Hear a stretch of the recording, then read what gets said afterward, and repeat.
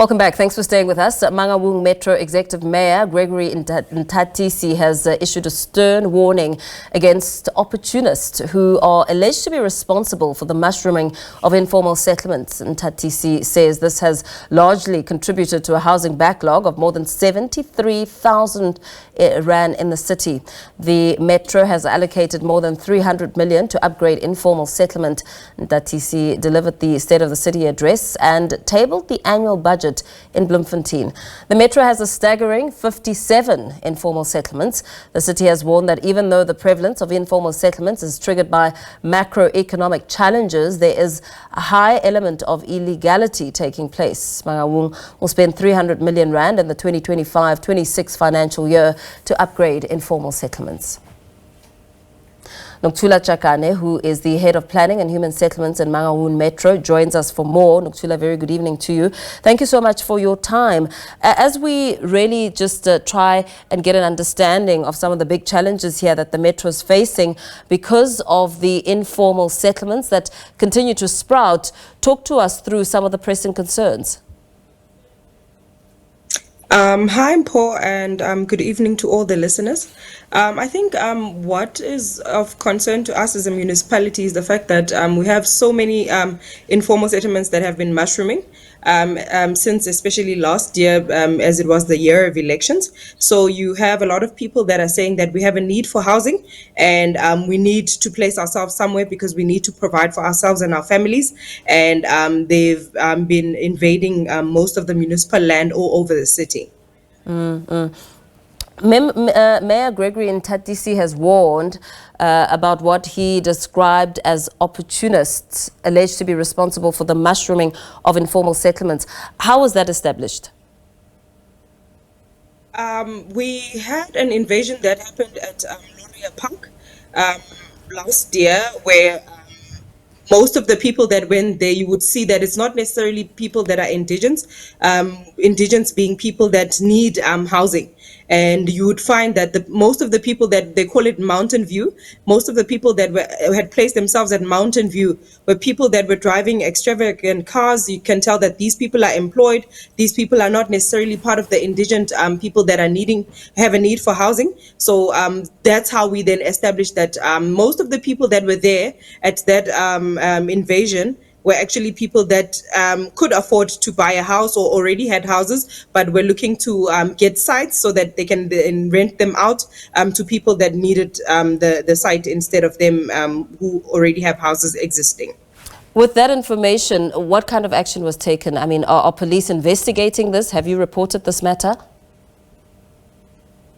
What we have done as a council, we've taken an item to council because remember, for any land invasion to happen and the mushrooming of informal settlements in our city, it's because people are saying to you, there's a need for us to be located somewhere. And like I say, it's not everyone that was necessarily those that could afford. But there were people that were in need. And what we've done is we've taken to council an item where we decided to be proactive as a council, and we've said that we would want to allocate people sites. We do have the National Housing Needs Register that has a backlog of about 74,399 people that have registered a need to say that I need housing. But it's not necessarily everyone on that needs register that will qualify for our housing, because we screen you and we would want to check that it's a person that has not benefited before. It's Nokuthula that has not had a title deed to her name, and it's someone that is unemployed, and that would be the main priority of those that we would allocate at the different sites where we've asked council to say, please allow us on land portions where we've completed the statutory land development processes to proactively allocate people, so that it's not us following people, but people are following where we have planned and are able to ensure that we are providing rudimentary services in the interim, but in the long run we'll be able to budget for servicing full waterborne services to those residents that would be placed and allocated on those sites.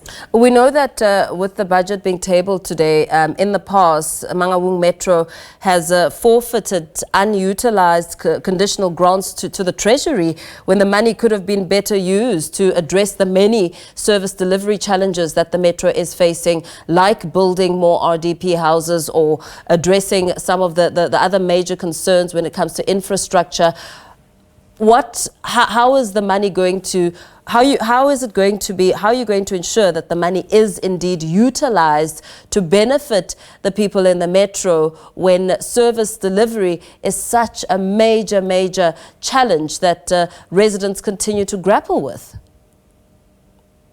On our side, Mpho, what we've done is that we've decided to go through a procurement system of having a panel of contractors for our water and sanitation projects, which are in the main servicing our informal settlements, with the effect that when you have a panel, then when you are allocating from the beginning of your financial year, you are able to have everyone, all the contractors that you'll be appointing from your panel, start construction at the same time from the beginning of the financial year, ensuring that at the end of the financial year there aren't any monies that would need to be returned to the Treasury, because we are aware of the fact that it's difficult for us to send any money that we have not used while you have so many people that are suffering in Mangaung.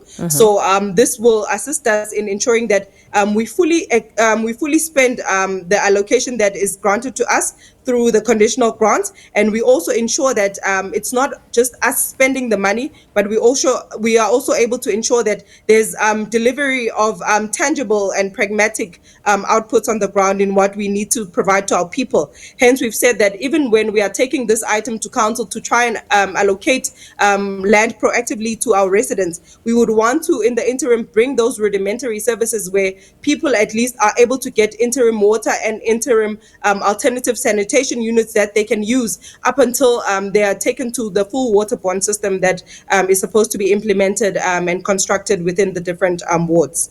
How was this plan that you're talking to me about now not able to be fulfilled in the last financial years, where money as much as 200 million rand, 75 million rand has been sent back to Treasury?